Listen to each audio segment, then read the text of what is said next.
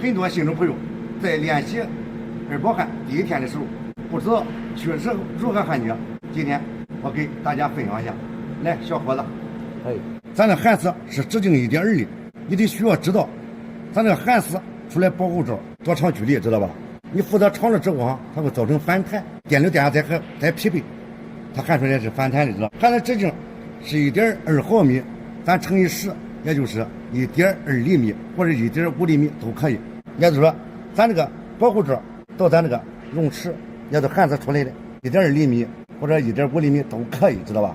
咱这个左右角度，这是左右，知道吧？新手我建议你采用这个角度看吧，70度到80度。为什么让你们新手用70度到80度之间在平焊上？你们往往要让你们采用90度你们往指定这个保护罩，你们不知道那个头怎么歪曲，所以让你们用70度到80度。咱这个前后角度这是前后角度，知道吧？前后角度咱保持90度，知道吧？你在焊接当中我给你写一下小伙子你可以焊接手法你可以采用进2退1，知道吧？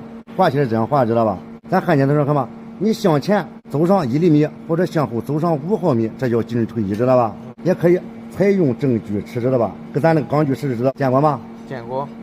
其实说白了跟咱烧电焊条一个样，它只不过是没有药渣，它是实心的。咱焊条有药渣，那种焊接手法斜锯齿，锯齿形的目的是为了让铁柱摊开，知道吧？焊种手法画圆圈，知道吧？说实话，就跟阿拉伯数字6一个样。你这几种手法会一种都行，其实手法有很多种，你知道记住这几种，哪个合适你用哪个。好，明白吗，小伙子？明白。此次视频帮助正在练习二宝焊的新手朋友，让他少走3天的弯路。